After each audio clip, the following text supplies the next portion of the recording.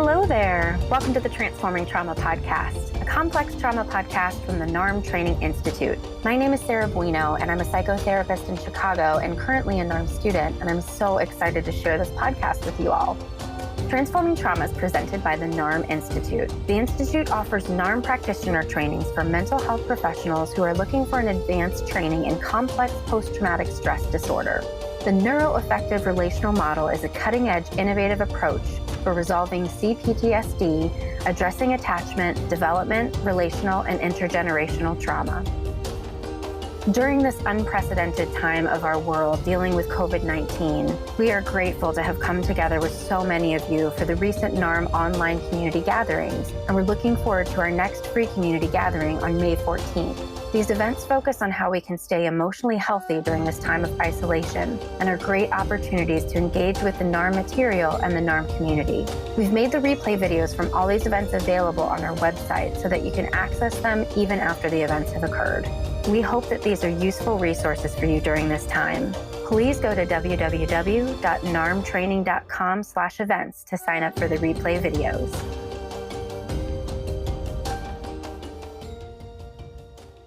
Caroline Clyborne is a psychotherapist in Austin, Texas. She specializes in working with shock trauma and developmental trauma in adults living with chronic illness. She also does both psychotherapy and coaching with parents who are raising medically complex and neurodivergent children to help parents sustainably address life stressors related to medical caregiving. Please enjoy my interview with Caroline Clyborne. Hello, Caroline. Welcome to the Transforming Trauma Podcast. Well, thanks for having me. Yeah, I'm excited to get to know you. You're a NARM fellow friend that I have yet to meet, so this will be great for me to have a new friend. Yeah, absolutely. Well, we start off with these interviews on transforming trauma, much like we start a NARM session. So what is it that you would hope listeners would get out of our interview today? I hope listeners would get a chance to have a little more of an understanding of what complex trauma looks like when there is an ongoing safety issue and a client is living with medical uncertainty. Treating trauma is a little different. Mm-hmm. And I want people to have more of an understanding of why that's significant and how that both influences the therapeutic relationship and how therapy goes, and also just their relationship with, if a lot of trauma therapy involves helping a client orient to safety, what does safety look like when you are regularly aware of threat and the threat is legitimate and real? Right. And that's really appropriate given the time that we're recording, which is during the pandemic. So this is not just true for your population, but true for all of us right now. Right. Yeah. Caroline, why don't you give us a good intro for who you are and tell us more about who you're working with? I'm a psychotherapist in Austin, Texas, and I work with adults living with chronic illness and with parents of medically complex kids. And I only work with adults. I got interested in specifically targeting more of medical trauma and that side of things because when I was in my internship, I had been studying SomaticExperiencing and was interested in trauma anyway. And then I gave birth to my beautiful daughter, who was born with a chronic condition where she has trouble controlling seizures and she had a lot of medical complexity. I realized, one, that there was a very underserved population when it came to parents of medically complex kids. And I realized that what the parents were going through was very different from what the kids were going through or what the disabled population was going through. And I got really curious about how disability and how going in and out of the medical system influences the attachment relationship. Well, I would really like to hear more about what have you noticed? What are parents of children with disabilities going through that is different, and how does that relate to trauma? Let's start at the very beginning of the attachment relationship. So let's say you've got a mother of a neurotypical child who doesn't have a level of kind of the medical stuff going on. The mom is co-regulating with the baby, and the baby gets distressed. The baby has a wet diaper, and the mom goes in, changes the diaper, baby gets soothed, right? So first the baby cries, then the mom feels distressed, then the mom fixes the problem, and then the baby's distress goes down. Okay? Mm-hmm. So what happens if instead of that scenario, the mom changes the diaper, but the baby is feeling pain? So the baby keeps crying. So the level of distress in the mother continues to go up. Mm-hmm. And that's appropriate, right? Because the baby's alarm system is going off, says, I have pain, come fix it. And the mom's attuning with the baby. And so the mom is feeling her distress level go up of, I need to fix it so that we can both settle down. And what if in that same situation, the mom discovers that the child has a diagnosis and she had not planned for this diagnosis? And so there's the kind of the overwhelm of all the information. And then there are a bunch of appointments, and there's the overwhelm of all the appointments. And then there's interacting with the medical system, and there's the overwhelm of all of that. And then her social system doesn't know what to do with this particular change in her life. And so instead of people coming closer, she becomes more isolated. And instead of being able to join the other moms talking about daily stressors of young kids are stressful, the things that she would share that are daily stressors are so overwhelming that people pull away. Right, because they don't know what to say. They don't know what to say. What they say is, you're so strong, and then they disappear. So the mom's level of stress is going up and up and up and up and up. And the baby's level of distress is going up and up and up and up. And the mom's job is to help the baby self-regulate. And she may or may not be able to do that. Circumstantially, she may or may not be able to regulate herself. And so that is very different circumstantially than when you don't have the level of medical complexity in there. And the parent may feel frightened of the child and what the child means for the parent, of what this means for the parent's life, of things the parent visually sees happen with the child or to the child. And also there's that sense of helplessness, because theoretically parents are there to hear the child get distressed, soothe that distress. Like, that's what they're there to do. So what does it mean to be a parent when you can't fix the problem, when you can't address the source of distress? And what will typically happen in therapy if the parent goes to see a therapist, and it's hard to convince a parent to go see a therapist because the parent often is very focused on, my child needs help, my child needs help, my child needs help. So they're wanting to go to every child appointment. They've got 1 billion child appointments potentially, and they're wanting to make sure their family is okay. If you convince them to go to therapy, they go into the therapist's office, and the therapist is trying to help the client orient to safety, because a lot of trauma therapy kind of starts that way. They're like, orient to safety, okay? And the parent will likely get frustrated and may or may not come back, because they're orienting to safety while standing in the middle of a superhighway. The threat is real. They may or may not be in a state of relative safety. And then potentially, because the therapist is in the field with the parent, the therapist may resonate with that overwhelm and have a difficult time with that as well. And so it's more a reinforcement of, do I really want to be in my feelings when my feelings are this unsafe? Maybe not. So you can see that the parent's experience and the child's experience from the very beginning, there's a big difference. And what typically happens is that there's this disability identity that both the parent and the child identify with, but they're talking about completely separate things. The parent is having a caregiver identity, and oftentimes the parent will refer to themselves as a special needs parent or some form of disability identity plus the word parent. But it's more of a caregiver identity. And similar to a soldier sees themselves as a soldier, or a ballet dancer sees themselves as a ballet dancer, because that's all that they do, right? And it's very much an identity, but it's different from a disability identity. And a disability identity, you're talking about what it's like to come into the world and potentially be received as a source of distress, and all of the things that come with any sort of physical pain that might be involved in childhood or being othered by peers, or both having the parent kind of more in your business because of all the medical stuff Mm-hmm. and any sort of like protectiveness or whatever. And then also having that influence relationships with siblings, having that influence freedom, and then also having a lot of people interact with their body as a medical object. So one of the things that I found really surprising and sad with my daughter and her surgeries was having doctors come in and start touching my daughter without greeting her Yeah. because she was little and nonverbal and they were interacting with the medical object rather than interacting with the child. And part of that has been because she continues to be, for the most part, nonverbal. And so there's not an assumption that greeting her before touching her is necessary, even though it really is if you're going to have respect for the person in front of you. It's just a very different thing to go into the world and be interacted with as an object to fix rather than a person.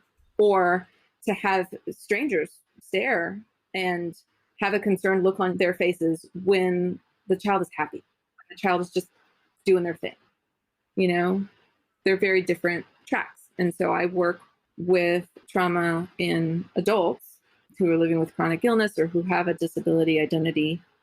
And then I also work kind of on the parent side, what it's like to work with that attachment and kind of recognizing that those are very separate things to work with. There is both a level of working with shock trauma and there's a level of working with developmental trauma and working with those two populations. Yeah.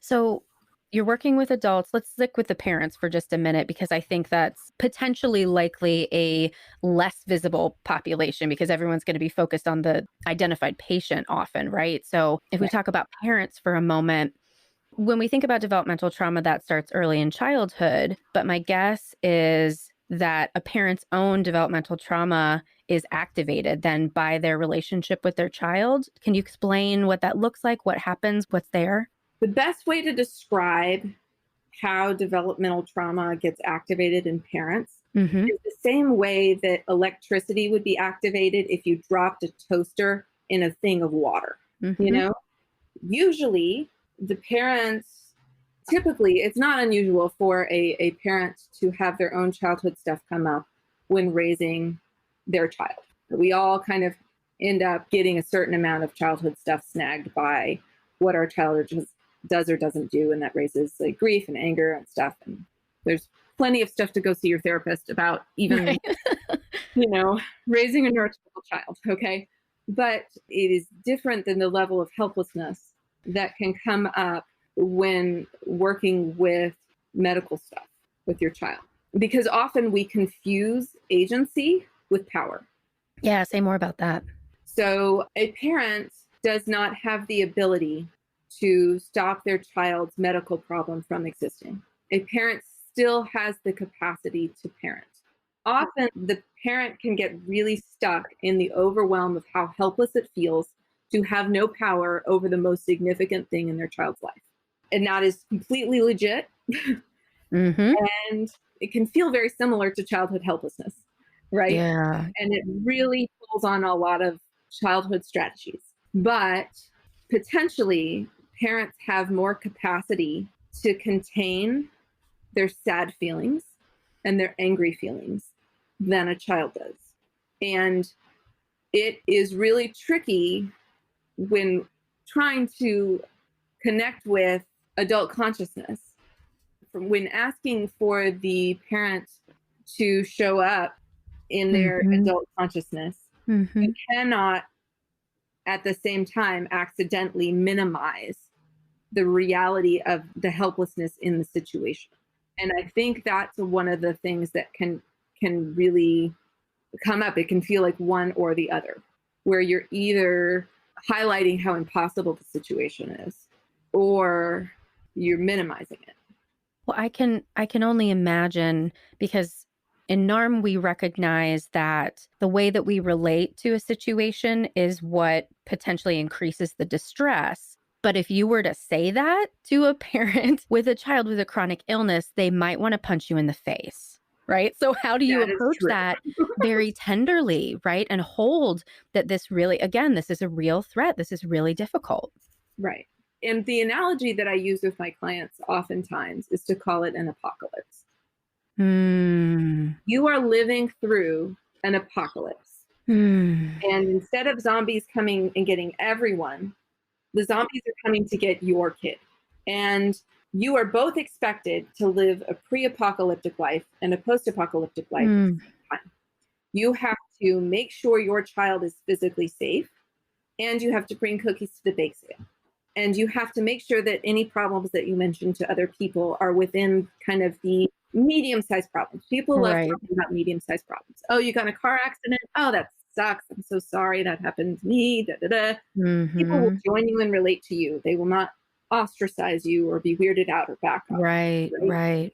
So you hide the large problems, hide the large grief, learn your job as fast as humanly possible, because the apocalypse is now. It's not coming in a couple of months for you to prepare for. It's here. Right. And it is maddening because there's both that pre-apocalyptic life and that post-apocalyptic life, and your social support is pre-apocalyptic, or you're talking to other people who are also in the apocalypse, and there's a lot of potential for secondary trauma and hearing what's going on with them. And it's very easy to become terrified by people who can actually relate. As a therapist, it's really important to be able to help the client tell the difference between the alarm that is coming from the parent and the alarm that is coming from the circumstance, and Hmm. to kind of honor. This is a common analogy. This definitely didn't come from me. I stole this from somebody. Anyway, there's the whole thing about the fire alarm, right? When something is distressing, it sounds like a fire alarm in your head. And sometimes it's popcorn, and sometimes it's a legitimate fire. That's a really great analogy. Wow. So when you are a parent of a medically complex child and you are aware of the fact that you are parenting a child in a house that has fires in it, and they're legitimate fires that may actually burn your kid. And when the fire alarm is going off, you want to know that the fire alarm is going off, because that's part of attuning with your child. And that's part of holding on to your sanity in some ways, because it's real. And when the fire alarm is going off, you don't have the option of moving to safety. Okay. Usually the fire alarm is helpful Hmm. because the fire alarm tells you, get out of the house. You don't want to stay in a house where the fire alarm is going off. Hmm. This is saying danger, right? Hmm. And in this particular situation, whether or not there's danger is not an indication of whether or not you need to act. So Mm. being able to distinguish between when you're attuning with danger that requires action and when you're attuning with danger that just is really critical, especially if you're going to move out of crisis mode and into long-term lifestyle mode, so that you don't give yourself chronic health problems. In the apocalypse movie, the characters at some point get to a place of relative safety. They're still in danger, but they take turns being on watch. They don't stay awake every hour of the day because they can't do that and fight the zombies or whatever they got to do. So they have to be able to both be aware of the fact that there's still a legitimate danger, and they have to figure out, okay, what are the checks and balances I need to have in place so that I can get forms of rest without needing to wait till the apocalypse is over to rest. Right, right. I'm So writing things down because this is really brilliant. And I'm supposed to work with parents next week. And I was thinking, this is so helpful. So, how do you support the parents in finding those places of rest when there is constant threat? we go through, what do you need to keep your child relatively safe for the circumstance? If we're going to use a more broadly applicable circumstance, we are all kind of living through an apocalypse right now, right? Hmm. You're going to need to be able to make sure that your kids are safe right now, and you're going to need to be able to work, and you're going to need to be able to do all these kinds of things. So what are the things that you have that are basic needs? Hmm. And if you cannot keep yourself from getting exposed to the virus, what is relative safety. Relative safety includes, okay, the checks and balances that you're going to accept, like I'm going to wear gloves when I touch things. I'm going to wash my hands regularly. I'm not going to touch my face. I'm going to keep 6 feet of distance. And so you're going to figure out what your systems are going to be to keep relatively safe for the circumstances. And then when the alarm's going off in your body that tells you there's danger, danger, danger, danger, danger, you can orient to the things that you're doing to keep yourself relatively safe, given that you can't keep yourself all the way safe. And so that allows there to be kind of an acknowledgement of that difference between there's an alarm going off and there's a fire and I got to fix the fire before I can feel better. There's an alarm going off because there's a fire, but I've done what I need to do to make sure that in this moment, I'm keeping myself from getting burned as much as I'm capable of keeping myself from getting burned, knowing that I'm not in control of preventing myself from ever getting burned, but this is the best I can do. And if I don't fully kind of touch into the acceptance of that, there will be no rest. And if there is no rest, I'm more susceptible to infection. And that's where I imagine that NARM is so particularly beneficial, because as a therapist, we can say, okay, we got to cultivate radical acceptance here, but it's easier said than done. And what NARM helps to do is just create that space for that acceptance to arise. So can you share what that looks like with your folks? With my clients, you start with the contract just as anyone else, and they will highlight what areas are creating the highest level of stress. And then they can explore what is driving that distress. And part of it is the circumstance. And part of it, if you go deeper, is that play between, like, what does this say about who I am as a person? What does this say about, am I capable of keeping myself safe? NARM is really great at honoring that basic human need of being able to protect yourself. And being able to protect yourself doesn't mean that you have a magic wand and you can make the world a safe place.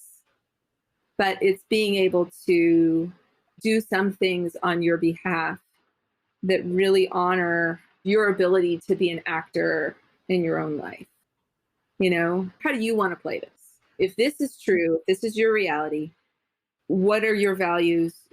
Who are you, and how do you want to play this? And that ultimately ends up being more important than the source of the distress, is feeling that sense. These are the things that are true. I can grieve the things that are true. I can feel some of those feelings without believing that feeling those feelings will cause me to completely collapse. And then act on the things that really require action. It can be a lot like being a performance athlete, because you're really having to be a performance athlete about how you metabolize the stress. In terms of endurance, you mean? Yeah. In terms of, hey, I can't afford to get into that fight on Facebook because it's not in my emotional distress diet. That's not approved for my diet. I don't know if you know spoon theory, but spoon theory is super helpful in terms of that as well. So in the chronic illness community, there's something called spoon theory.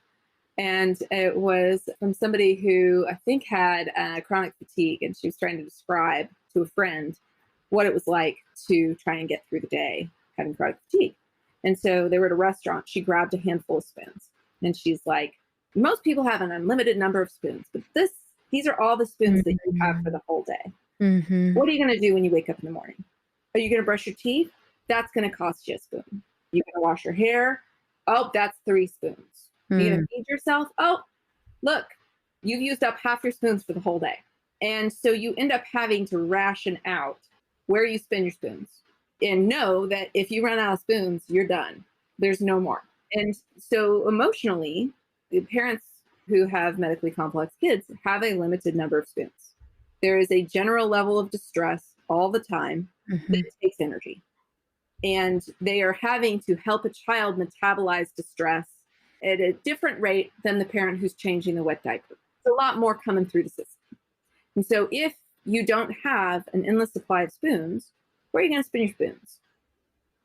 How can you be a performance athlete and really be deliberate about when you're going to expend emotional energy and when you're not. And with your child's diagnosis, how much information do you need to know to keep your child relatively safe right now? Okay. Maybe there are certain symptoms that will come up when the child is a teenager that you need to be aware that things are going to change when the child's a teenager. But do you really need to be researching it right now? When your child is 4, right? 4-year-old doesn't need that, right? Right. You don't have the spoons for that. And you don't need to be reading stories about what's going to happen to your child, which may or may not happen, and which are a potential source of distress. What is information that's relevant? What are the symptoms that are relevant? How can you know when you know enough?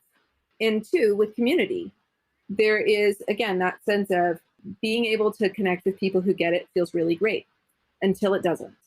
And it is hard to know when you can't read anymore until you've kind of gone past what's okay. And I keep referring to that community. It's because one of the beautiful things about Facebook is that people with rare diagnoses and their caregivers have found each other. This is beautiful. It used to be that if you had some sort of rare condition, you couldn't find community. But now they're potentially in feed all the time. And some of that is helpful and supportive. It's really nice to be able to ask questions. It's really nice to be able to connect. And some of that really globalizes the threat. When we're talking about complex trauma, the difference between complex trauma and trauma that's simpler, that if you have a one-time event, it can feel like a fluke. If you're living with something that is recurring enough and is kind of always there, then everywhere you look at some point becomes threatening. And it gets harder to distinguish between what is safe and what is unsafe. Right. What is situational and immediate and true, what is historical and like was true at one point but is not actively true in this exact moment, and what is safe but you're so used to being hypervigilant that you can't even see it, you know? I really am appreciating your passion for this population so much right now. I am learning a tremendous amount, so it's really helpful. Do you have a particular story that you can share that was either a success or a struggle for you? Let's see. I think that a lot of my parents have their kind of different stages that we've been working through a lot. There's the stage around being able to grieve the change. I think it's very threatening a lot of times to grieve a diagnosis because it sounds like you don't love your kid. It really kind of hits in that place of, this is not the life I had planned. This is not the life I wanted. This is not what I had in mind when I was trying to get pregnant. And I love my child. Right. Both are true. And so it's been really beautiful watching parents figure out how to navigate that part of it, because there is a certain amount of, if you think of grief as the loss of the relationship you expected to have with someone, then you're not grieving the child, you're grieving the expectation. Right. Once parents get a chance to grieve the expectation, there's a lot more of an opportunity to attach in the here and now. I had a parent who was talking about just really struggling in the moment when the child was having the temper tantrum and the child was super dysregulated. Like, how do I connect in with the part that feels attachment oriented and loving? And what the parent was able to connect with was being able to enjoy the child's curly hair and being able to enjoy the fabric, because the child didn't want to be touched directly, but wanted to be touched through a blanket, being able to feel the texture of the fabric. And being able to have the story in their minds about a time when it was easier to connect and attach. Sometimes with children who are medically complex, the symptoms are not necessarily when they're in the hospital. The symptoms come when they get home. Because when they're in the hospital, there's a lot more dissociation. There's a lot more things going on. The child can be really overwhelmed, but then you get home and there can be a lot of behavioral symptoms. But there's a sweetness potentially in those moments in the hospital that can be nice to kind of bring up when the child's in distress at home. And so being able to have a memory of a moment of beautiful attachment with the child when the child's flipping out Yeah. And being able to rub the back through the blanket, being able to connect with the curls, and being able to kind of orient to sweetness can be really helpful in helping the parent self-regulate to help co-regulate the child. And so I think stories like that or strategies like that are a lot about kind of, if these things are true, if I can't fix this source of the distress because the source of the distress is not in the room, or I can't fix the source of the distress because the source of the distress is in my child's body, where is my attachment to my child? I'm sitting with it and savoring it in terms of the pandemic right now too, just really thinking how supportive that statement would be for all parents to hear right now. If you can't fix the problem, Mm-hmm. what causes distress is more like scared plus alone. Mm-hmm. Mm-hmm. You can't fix the source of the scared, but what you can do is be able to address the alone part. Yeah. And part of that means the parent being able to contain the distress enough to stay present with the child. And that means really being able to like digest big picture. Reality is terrifying right now. Mm-hmm. All of our priorities have been thrown into the air and are uncertain and all this kind of stuff. What I have in front of me is a little kid. Mm-hmm. A little kid doesn't know what to do with this situation. So, what do you have? Are you doing everything to keep yourself relatively safe for the situation? And what are the checks and balances that let you know that? That's super separate from the fact that there's an alarm bell going off in your head. And there's an alarm bell going off in your head because scary things are scary and dangerous things are dangerous. And you can tell that your body is reacting to dangerous things being dangerous. So you go through your sense of, okay, have I done everything I need to do to act to address relative safety right now? Okay, awesome. We are relatively safe. So that means that it is me and the child. And all I have to do right now is address the alone part. Okay, we are relatively safe. My child is in distress. We're not going to pair distress plus alone. Yeah. That's what's protective. Yeah. And it's saying, I can handle you getting as distressed as you need to get about this. You're not going to scare me one bit by being freaked out. I'm freaked out too, but I can contain my freak out and I can contain yours. And if I can't contain my freak out, we're just going to be both freaked out together. Together. Exactly. That just sounds so loving. I'm so excited by everything you're saying. I think it's just so beautiful. I'm curious, because you said you started out with somatic experiencing work. What led you to NARM specifically?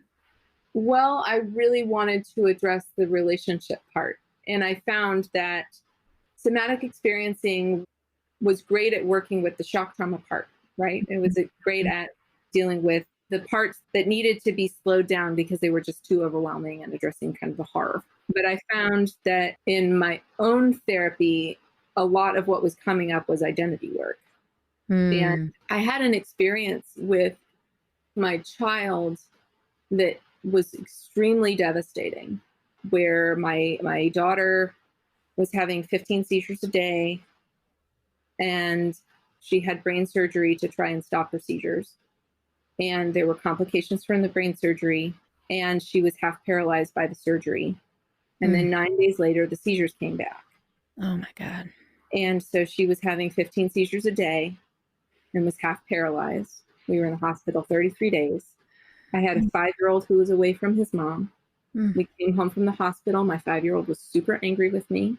And my daughter had 10 appointments a week, and insurance was fighting paying for them. So I was spending an ungodly amount of time on the phone fighting with insurance. And so not only had my worst fear happen to my child, and I was completely helpless to do anything about it, but I wasn't able to protect either child. Right. And the world didn't care. And I was devastated and I was angry. And I honestly, there was a moment where I really almost had like an out-of-body experience where I was like, I am a parallel track of the person that I was, but I will never be the same. My worldview, my whole sense of self has been ripped to the foundations. Like I do not live in the same world that I lived in before. I am not the same person. I will never be the same person. This is complete and utter devastation. And I was just trying to figure out how to self-regulate in waiting rooms full of other distressed parents and their kids who are running laps around, whatever, and all the siblings who get stuck in waiting rooms. And it was just too much. And it wasn't just too much in a shock trauma kind of way, but it was too much in a sense of in a hitting me in a self place. And then I was working with a therapist who was doing really good work from a by the book kind of standpoint, but was asking me to orient to safety. Yeah. He's like, there's nothing safe about this. Right. My whole sense of self is gone. There's no room for me to have a self. And both kids need me. And I can't fix any of the problems that are here. So what now? And so there was just a need for some form of therapy, for me to learn more forms of therapy to fit in my tool belt for when I did get back to seeing clients. And I took several years off to just do medical stuff with my kid when I went through it myself. But when I did come back, I knew that I needed something that addressed sense of self and identity in a way that honored both history and kind of present tense distress. And NARM really offered that, because NARM addresses historical stuff without causing the client to go back in time and relive a lot of that stuff. And it's very much highlighting resources kind of modality, which was critical for my population, because one of the things I was thinking about is, okay, every time my client leaves my office, my client needs to be able to go fight zombies in the apocalypse. They need to be able to be 100% on. They can't have the kind of session that causes them to need some time to process before they can get back to baseline. And NARM really has a lot of room for keeping the client functional and not having those similar kind of dips that you can have when you're working through a session where you're reorganizing things. And it also, I think it's really important when you're working with a population that deals with a lot of helplessness in day-to-day life, to have a modality that's so much, that really is calling for the adult and the client.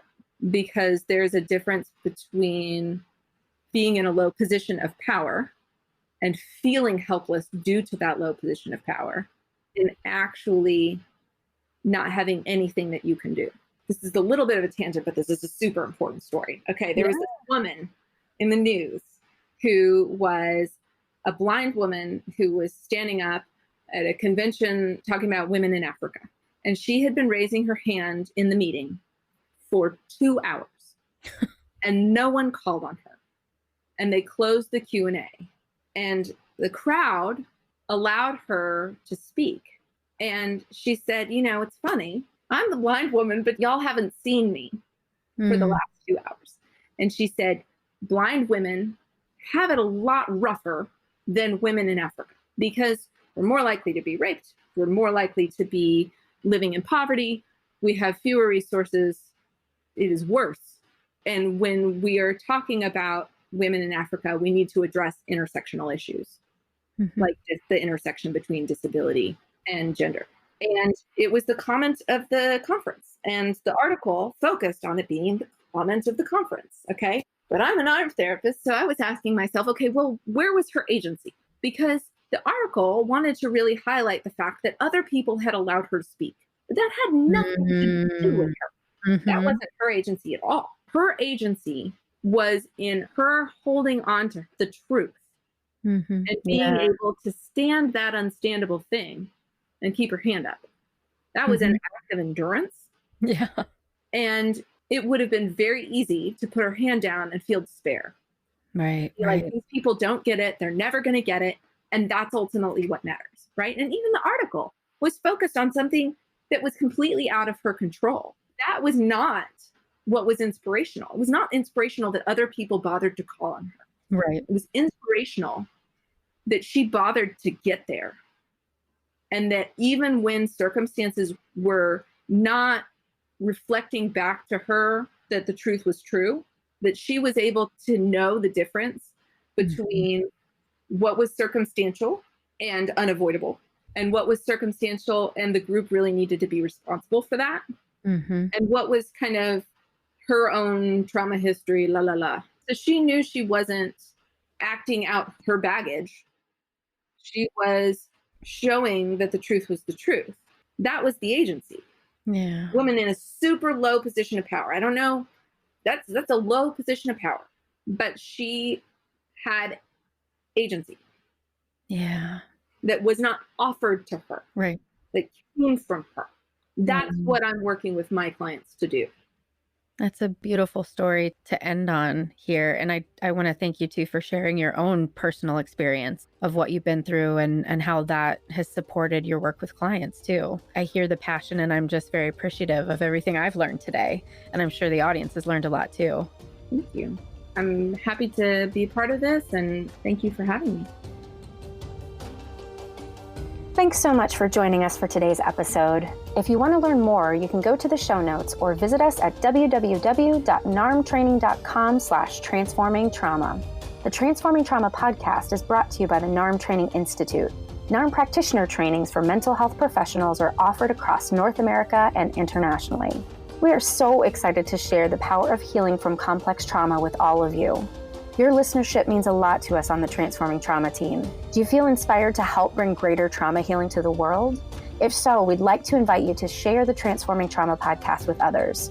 It might not feel like a significant contribution, but we believe every share and every additional listener matters. You can be part of the trauma-informed movement just by sharing our podcast with your colleagues, friends, and family. Our intention is to make this trauma work accessible to individuals and communities around the world who are suffering, so that they have support, guidance, and a friendly reminder that healing from complex trauma is possible. Thank you to Andrea Klunder and the Creative Imposter Studios for producing and editing, to Tori Essex for our album art, and to Brad Kammer for the creation of this podcast. We look forward to building community and connection with you and changing the world by transforming trauma.